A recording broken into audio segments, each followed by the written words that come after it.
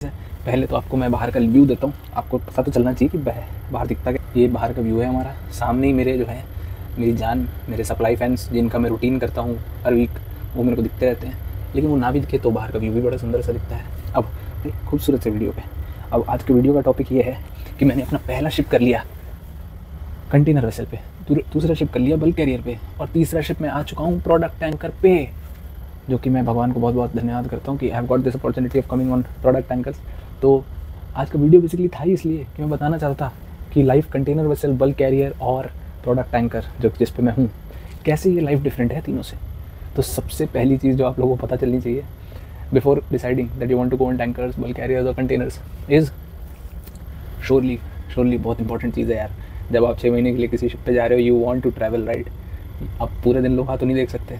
अगर आप पूरा दिन लोहा नहीं देखना चाहते हो और महीने में 2, 3, 4 बार अपने शिप से बाहर भी जाना चाहते हो, तो best place to go is bulk carrier. Bulk carrier में भाई तुम पोर्ट पे जाओगे, शिप तुम्हारा जो है वो रुकेगा 6-7 दिन पोर्ट पे रुकेगा, and you'll get opportunity to go out for at least 1, 2, 3 times. मैं भाई बल्क कैरियर में था, मैं 3 दिन जापान में घूमा, 3 दिन ताइवान में घूमा, 2 दिन स्पेन में घूमा, 2 दिन एम्स्टर्डम में घूमा, 3 दिन बल्गेरिया में घूमा, 1 दिन सिंगापुर में घूमा, 1 दिन पनामा में घूमा, और ये सब मैं 6 महीने में बता रहा हूँ भाई। तो मतलब मैं ये बताना चाहता हूँ कि पहले तो जलो, और दूसरी चीज़ मैं ये बताना चाहता हूँ कि भाई बल्क कैरियर में बड़ा घूमने को मिलता है यार, बहुत घूमने को मिलता है। अब सेकंड आता है कंटेनर में। कंटेनर में सीन ये है कि पोर्ट्स तो ज़्यादा आते हैं, जल्दी जल्दी लंदन आएगा, लंदन के बाद जर्मनी आएगा, 2 दिन बाद फिर हैम्बर्ग आएगा, 2 दिन बाद फिर आपका एम्स्टर्डम आ जाएगा, फिर 2 दिन बाद आपका फ्रांस आ जाएगा। तो जल्दी जल्दी पोर्ट आएंगे, तो पहली चीज़ हेक्टिक हो जाएगा, इतने ऑपरेशंस चलेंगे, इतना मैनूवरिंग चलेगा कि बहुत हेक्टिक होगा। पर दूसरी चीज़, क्योंकि 2-2 दिन पे पोर्ट आएंगे तो हर 2 दिन पे आपको बाहर जाने को मिलेगा, पर बाहर जाने का आपको 2 दिन के लिए नहीं मिलेगा, आपको 5 घंटे 6 घंटे के लिए घूमने का मौका मिलेगा। तो अगर आप बहुत ज़्यादा घूमना चाहते हो, bulk carrier is the best option. But the bad part is पैसे कम है, but the good part is काम भी कम है, स्ट्रेस भी कम है। The only thing that you have to take care when you are on port is ballasting कैसे होनी है, डी बैलिस्टिंग कैसे होनी है, क्योंकि कार्गो ऑपरेशंस का मेजर पार्ट तो डेक के ऑफिसर्स देख लेंगे। दूसरी चीज़ जो थोड़ी सी ख़राब हो भी सकती है वो है क्रेन्स के चांसेस हैं कि थोड़े पोर्ट में ख़राब हो सकते हैं। अगर वो उसको हटा दिया जाए तो क्या है, बल्क कैरियर चिल है यार, चिल है। वहाँ पे जाओ आप मस्त अपने काम करो। बैलिस्टिंग डी बैलिस्टिंग का मतलब है थोड़ा शिप में जब शिप की लोडिंग हो रही होगी तो थोड़ा डी बैलिस्टिंग करना पड़ेगा, मतलब शिप का पानी बाहर निकालना पड़ेगा, और जब अनलोडिंग होगी तो शिप में पानी भरना है भाई, तो बैलिस्टिंग करना पड़ेगा।